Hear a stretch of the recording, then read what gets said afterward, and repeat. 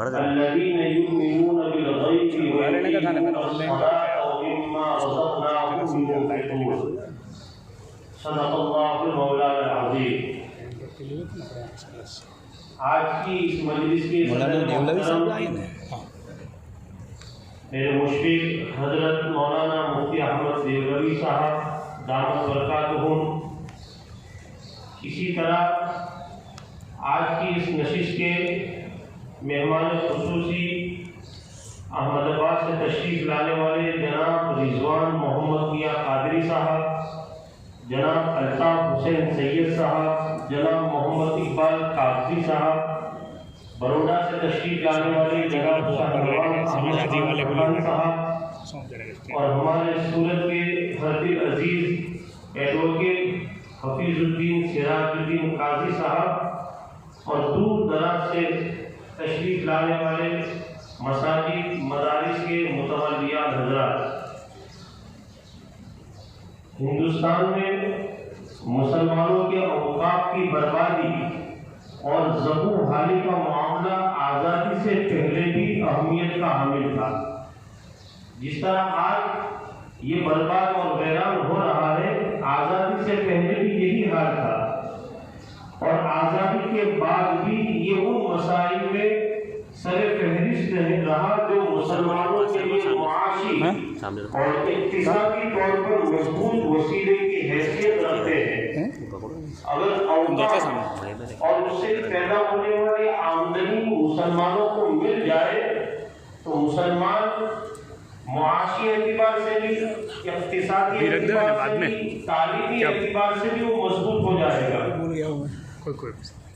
ہماری مرکزی اور صوبائی حکومتوں نے اوقاف کے تحفظ پر کبھی دھیان نہیں دیا، نہ اوقاف کو واگزار کرنے کے لیے محکم قوانین بنائے، اور نہ کوئی ایسی حکمت عملی اختیار کی گئی جس سے نہ صرف یہ کہ اوقاف محفوظ رہے بلکہ ان کی افادیت میں اضافہ ہو۔ اس وقت صورتحال یہ ہے کہ مسلمانوں کے اربوں خربوں روپے کی اوقاف بالکل تباہ و برباد ہو چکے ہیں، اور جو باقی بچے ہیں وہ بھی تباہی کے دہانے پر ہیں۔ دفاع اور ریلوے کی وزارتوں کو چھوڑ کر سب سے زیادہ جائیداد وقف کی صورت میں مسلمانوں کے پاس ہے۔ دفاع، ڈیفنس منسٹری اور ریلوے، یہ دو بڑے ڈپارٹمنٹ کو چھوڑ کر اگر سب سے زائد کسی کے پاس زمین ہے تو مسلمانوں کے وقف کی جو زمین ہے۔ مغربی بنگال اور اتر پردیش میں کل اوقاف کا نصف حصہ ہے، یہ دو صوبوں میں سب سے زیادہ ہے۔ ان دونوں صوبوں میں ہے انگریزوں نے مسلمانوں کے اوقاف کو بہت زیادہ نقصان پہنچایا ہے، اور رہی صحیح کسر ہماری جمہوری سرکار نے پوری کر دی۔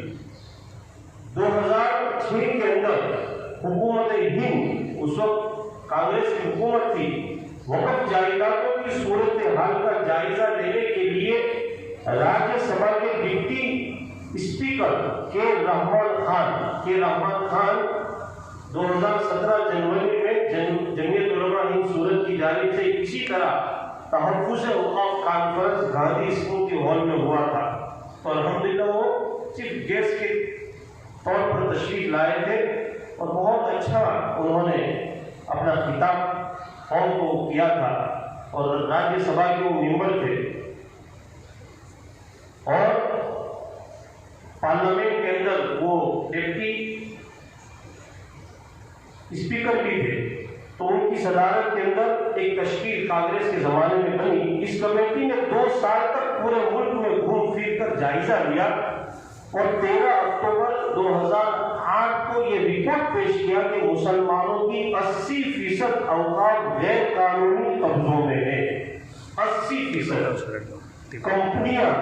کمیٹی نے کچھ سفارشات کی، لیکن اسے سن خانے میں ڈال دیا گیا ہے، ان کی سفارشات پر کوئی توجہ نہیں دی گئی۔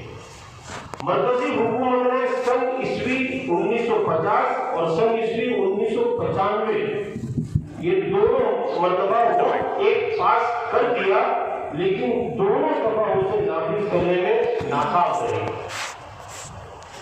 اتنا ہی نہیں، اس کے بعد یہ منصوبہ بنایا گیا اب کہ قومی اقلیتی مالیاتی کارپوریشن کی اصل نو تشکیل کی جائے اور وقت جائیداد کو اس کارپوریشن کے حوالے کر دیا جائے جو انہیں بینکنگ کے طریقے پر استعمال کر کے نفع بخش بنا سکے. اس مقصد کی تکمیل کے لیے وقت ڈیولپمنٹ ایجنسی بنائی جائے گی جو سینٹرل وقف کونسل کے ساتھ مل کر وقف کی زمینوں کو ترقی دے گی. اس میں 74% حصے داری پرائیویٹ سیکٹر کی ہوگی. اس منصوبے کی خاص بات یہ ہے کہ موقوفہ زمینوں سے حاصل ہونے والے فوائد صرف مسلمانوں تک محدود نہیں رہیں گے بلکہ دیگر اقلیتوں کو بھی اس کا پورا کے پورا فائدہ ہوگا.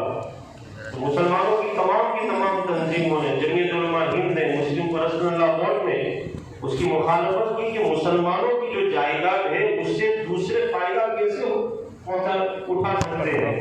اور جب 100% یہ زمین مسلمانوں ہی کی ہے اور وقف ہی کی ہے تو 74% حصے داری کیوں دوسرے کی ہو سکتی ہے؟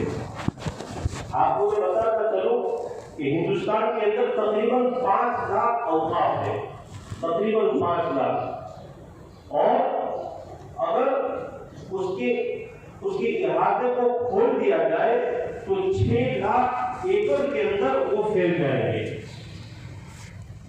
اور اس کی مالیت کا اگر ہم اندازہ لگائیں سرکاری رپورٹ کے مطابق تو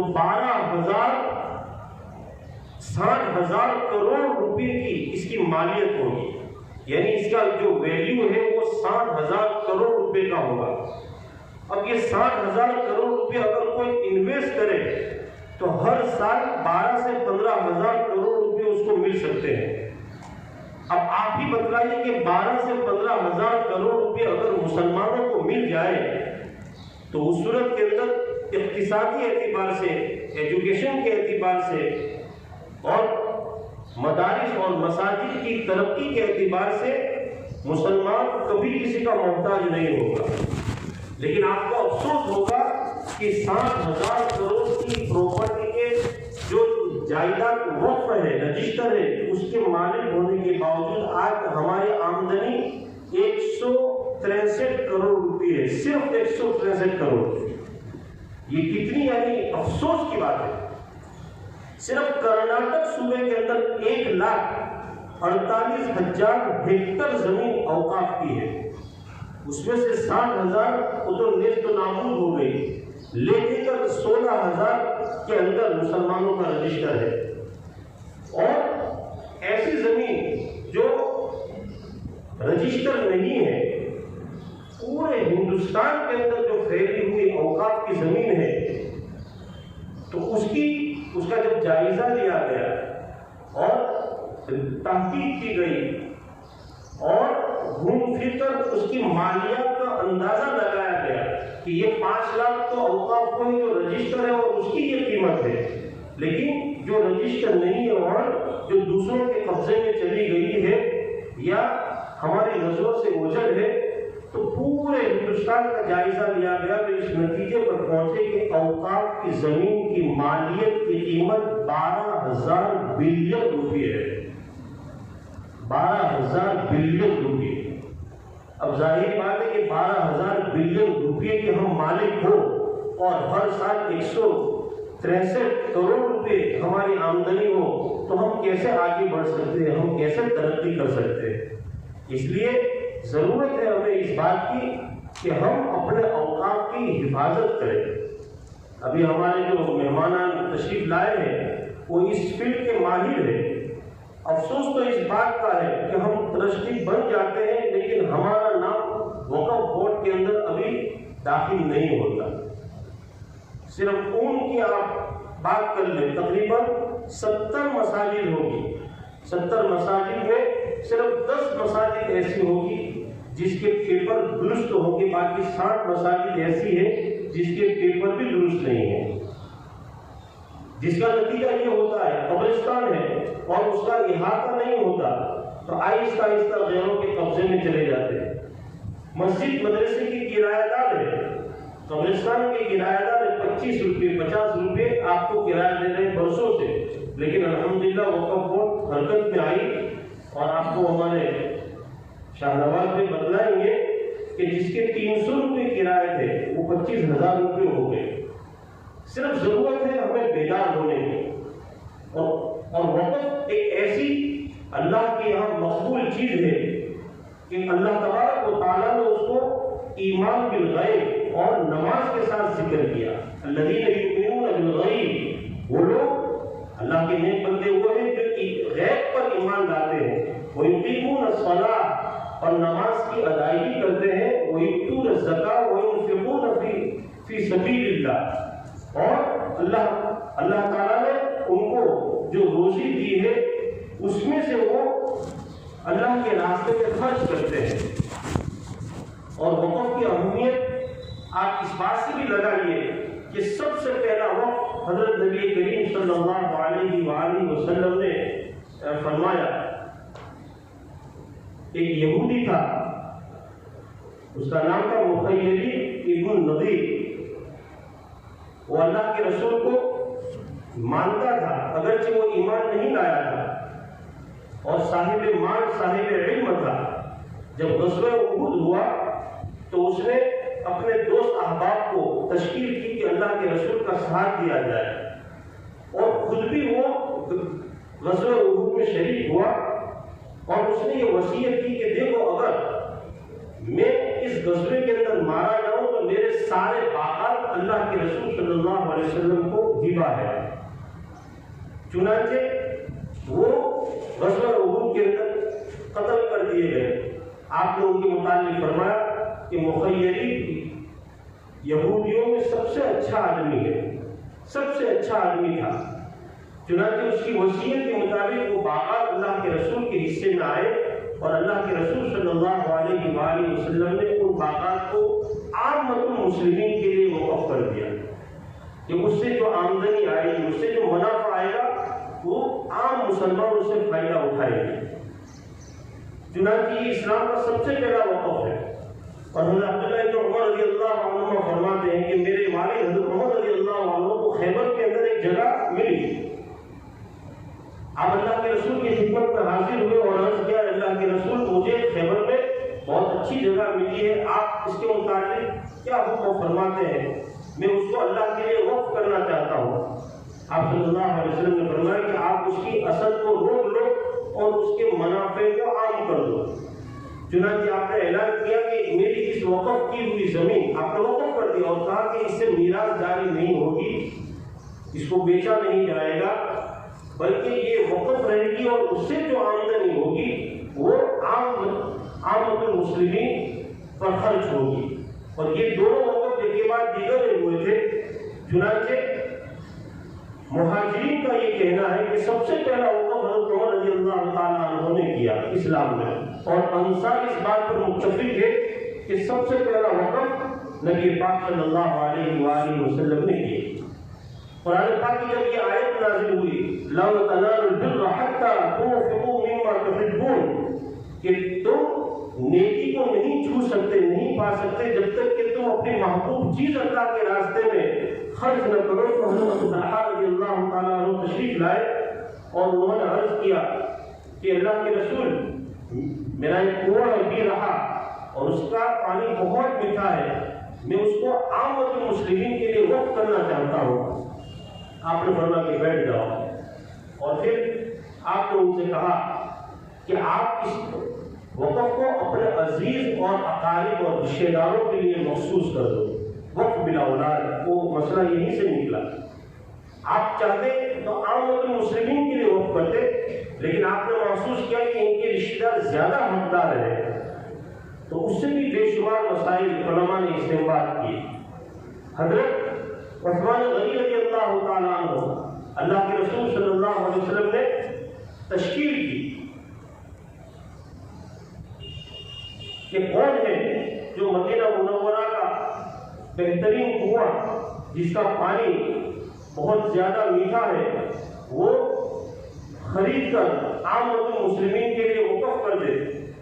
تو حضرت عثمان ابن عفان رضی اللہ تعالیٰ عنہ نے اپنے ذاتی مال سے وہ کنواں خریدا اور کنواں خریدنے کے بعد اس کو عامۃ المسلمین کے لیے وقف کر دیا. بیر معونہ، اس کا پانی بہت شیریں اور میٹھا اور ٹھنڈا تھا. آپ نے ان کو جنت کے چشمے کی بشارت دی. تو یہ اس کے بعد سیر کے علماء نے لکھا ہے کہ کوئی بھی صاحب وسعت صحابی ایسا نہیں ہے جس نے اللہ کے راستے میں وقف نہ کیا ہو. تقریباً تمام کے تمام حضرات نے اس میں بڑھ چڑھ کر حصہ لیا. علامہ مرغی نانی علیہ الرحمہ نے وقف کی تعریف اس طرح کی ہے کہ وقف کسی شے کو اللہ کی ملکیت قرار دینا، وقف کسی شے کو اللہ کی ملکیت قرار دیتے ہوئے اس کو روک لینا اور اس کے منافع کو صدقہ کر دینا. یعنی یہ مسجد جو ہے وہ وقف اب قیامت تک یہ وقف ہی رہے گی. اس کے اندر متولی کو اختیار نہیں ہے، چاہے تمام متولی متفق ہو جائے کہ اس کو بیچ دے یا اس کی جگہ کو بدل دے. سورت کی تاریخ، سورت کیونکہ یہ باب المکہ ہے، سورت کے اندر تاریخ کے اندر لکھا ہے کہ 700 مساجد تھی. آج آپ بہت ڈھونڈو گے تو اس سورت کے اندر 350 مساجد آپ کو ملے گی. ہریانہ اور پنجاب کے اندر مساجد پر جو قبضہ ہوا تو اس کو تو ہم چھوڑا بھی سکتے ہیں، لیکن یہاں 300-350 مساجد کو نہ معلوم زمین نکل گئی یا آسمان میں اچک لیا، نظر ہی نہیں آئی. تو یہ سب مساجد کہاں گئے؟ یقیناً اس کے اندر ہمارے گزرے ہوئے لوگوں کی کچھ نہ کچھ ایسی کوتاہی رہی ہوگی. آپ چلے جائیے پانی پت کے اندر اور وہاں کی جامع مسجد دیکھیے، گرودوارا بنا ہوا ہے. 2 رکعت نماز پڑھنے کی بھی آپ کو وہاں اجازت نہیں. ایک محراب اور ایک مسجد جماعت خانے کے اندر یعنی اللہ کے علاوہ کی پرستش ہوتی ہے. لہذا وقف یہ اللہ کی ملکیت ہے، اس کے اندر ہماری کوتاہی نہیں ہونی چاہیے اور اللہ تعالیٰ نے ہمیں اس کا ذمہ دار بنایا ہے. اس کے جو کاغذات ہیں ہم اس کو درست کریں. اور یہ جو حضرات ہیں ان کے آپ رابطہ نمبر لے لیں، ان سے آپ رابطے میں رہیں.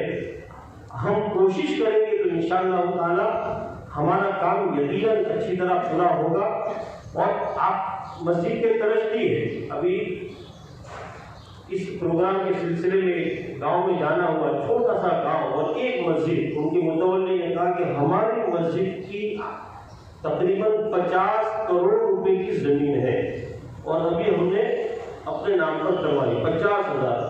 تو ایک چھوٹا سا گاؤں ہے، چھوٹی سی مسجد ہے اور اس کے پاس 50,000 کروڑ روپے 50 کروڑ روپے کی مالیت ہے اور بیرون ممالک کو اس کی جائیداد کو الگ. تو یہ سب زمین ہے، اس کو ڈیولپ کرنے کے لیے وقف بورڈ نے ایک ڈپارٹمنٹ بنایا ہے. شاہ نواز پہ اس پر روشنی ڈالیں گے اور پورا خرچ چاہے 10 کروڑ کا کیوں نہ ہو، 20 کروڑ کا کیوں نہ ہو، اس لیے کہ 7% للہ رقم ہم اوقاف پر ہر سال جمع کرواتے ہیں. اس میں سے 1% سینٹر میں جاتا ہے، وہ 1% جمع ہوتے ہوتے لاکھوں کروڑوں میں ہو جاتا ہے. اسی میں سے یہ ڈیولپ کیا جاتا ہے. اخیر میں ایک گزارش یہ ہے کہ بہت ساری مساجد ایسی ہیں جس کی اچھی آمدنی ہے اور اچھی جائیداد کے مالک ہے، اس کے باوجود بھی یعنی وہ مساجد جو ہے اپنے امام اور اپنے مؤذن کو جو تنخواہ دیتی ہے وہ یعنی ناقابل سماعت 5,000 3,000 6,000. اب ظاہری بات ہے کہ مہنگائی، دودھ لینے کے لیے اگر کوئی امام جائے گا تو وہ دکاندار ایسا نہیں کہے گا کہ بھائی آپ امام ہو تو 30 روپے یا 32 روپے کی بجائے آپ 22 روپے دو. قیمت برابر لے گا. مہنگائی جو ہوگی وہ تمام کے لیے برابر ہوگی. رئیس حضرت مولانا عبداللہ کاکود رضی رحمۃ اللہ علیہ فرماتے تھے کہ میں کینیڈا گیا تو دیکھا کہ سیڑھی کے نیچے یعنی امام کا روم ہے. تو میں نے کہا کہ کینیڈا آگے میں بھی نہیں سدھرے گا. جو بربادی ہندوستان میں ائمہ کی ہے یہاں آنے کے بعد بھی تمہارا وہی حال ہے. سیڑھی کا نیچے امام نے روم دی. آج کی اس مجلس میں قائد ملت حضرت مولانا سید محمود اسد مدنی صاحب تشریف لانے والے تھے، لیکن ابھی ان کا بیرون سفر ہوا اور انہوں نے بہت خوشی کے ساتھ آنے کا اپنا ارادہ ظاہر کیا۔ بیرون سفر کی وجہ سے ایک نیا قانون آیا ہے کہ آپ کو 15 دن تک یہیں رہنا ہوگا، اس وجہ سے وہ نہیں آ سکے۔ حضرت مولانا رفیق بڑودری صاحب، انہوں نے بھی دعاؤں سے نوازا، اپنی بیماری کی وجہ سے وہ آج کی اس بابرکت مجلس میں شریک نہیں ہو سکے۔ پروفیسر نثار احمد انصاری جنرل سیکرٹری، وہ بھی آنے والے تھے، لیکن ان کی اہلیہ کو کینسر کی بیماری ہے تو اس کے علاج کی وجہ سے وہ بھی نہیں آ سکے۔ میں آنے والے ہمارے تمام حضرات کا، تمام مہمانان خصوصی کا اور آپ تمام حضرات کا دل کی گہرائیوں سے جنت علماء صورت کی جانب سے شکر ادا کرتا ہوں۔ اللہ تعالیٰ ہمارا جمع ہونا قبول فرمائے، ذریعہ نجات ذخیر آخرت بنائے۔ وآخر دعوانا الحمد للہ رب العالمین۔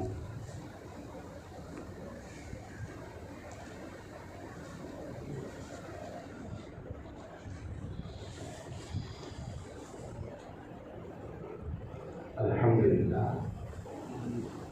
جو ہمارے ارشد میر صاحب نے جو آپ لوگوں کے سامنے بات رکھی، الحمدللہ جو ان کے جتنے بھی ذہن میں تھی وہ ساری باتیں انہوں نے رکھی ہے۔ اب ان کے بعد میں جناب رضوان محمد قادری صاحب سے گزارش کروں گا کہ وہ آئیں اور اپنا وقتہ پیش کریں۔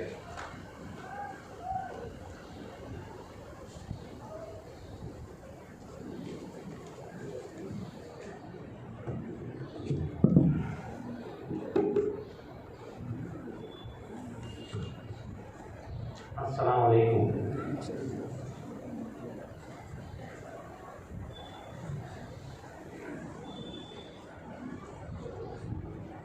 آج کے پروگرام کے صدر دہلوی صاحب، ہماری ٹیم کے آئے ہوئے مہمان الطاف سید صاحب، قادری صاحب، شاہنواز بھائی اور آپ سب، خاص کر کے آپ سب کا میں شکر گزار ہوں کہ آپ نے خاص کر کے وقت نکالا، اور وقت نکالنے میں آپ کو ایک فکر ہے۔ آپ کو کیا فکر ہے کہ کچھ قوم کے لیے ایسا کچھ کرے کہ ہمارے مرنے کے بعد ثواب ذریعہ بھی چلتا رہے اور قوم میں ایک ریولیوشن رہے۔ میں بے شک یہ جانتا ہوں کہ آپ کو یہ فکر ہے، اسی وجہ سے آپ نے اکٹھا ہوئے۔ جو آپ کو فکر نہ ہوتی تو آپ یہاں نہیں آتے، کیونکہ آپ کا وقت بھی اتنا ہی امپورٹنٹ ہے۔ آپ نے آپ کا امپورٹنٹ وقت نکال کے قوم کی فکر کر کے یہاں آئے ہوئے۔ انشاءاللہ آج ایسی کچھ باتیں کریں گے اپنے کہ میں ایسا چاہتا ہوں کہ آپ صرف سنیں گے نہیں مگر اس پہ عمل بھی کریں گے، کیونکہ یہی نیت سے آپ یہاں آئے ہوئے ہیں۔ کیونکہ زیادہ تر ہم مجلسوں میں کیا ہوتا ہے، تقریریں ہوتی ہے، باتیں ہوتی ہے، جنرلائز باتیں ہوتی ہیں، اور باتیں کرنے کے بعد ہم لوگ گھر پہ جا کے سو جاتے ہیں اور فکر ایسی کرتے ہیں کہ ایسا ہونا چاہیے، ایسا ہو سکتا ہے، ایسا ہے، مگر عمل نہیں کرتے، ایکشن میں نہیں آتے۔ تکلیف ہماری یہ رہتی ہے۔ تو انشاءاللہ آج میں یہ نیت سے آیا ہوں کہ آج آپ ایسے لوگ اکٹھا ہوئے ہیں کہ جو ایسے فکر مند ہے کہ قوم کے لیے خود کا وقت نکالیں گے، اور وقت نکالنے کے بعد قوم کے اندر ایک ریولیوشن لانے کے لیے کام کریں گے۔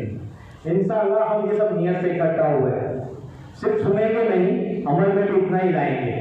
اور جنرلائز باتوں کی جگہ پہ آج کے مجلس کا جب پیپر آپ کو ملا ہوگا، آپ نے دیکھا ہوگا جمعیت نے یہ پروگرام کا ٹاپک اس طرح سے فائن کیا ہوا ہے، اس طرح سے فائن ٹیوننگ کیا ہوا ہے کہ آپ کو وقت کے بارے میں ہر کنسیپٹ کلیئر ہوگا اور اس پہ کیسے عمل کرنے اس کی بھی بات انشاءاللہ کریں گے۔ کیونکہ ایڈوکیٹ صاحب بھی آئے ہیں، سید صاحب بھی آئے ہیں، شاہنواز بھائی ہے، وہ آپ کو بتائیں گے کہ کیسا کام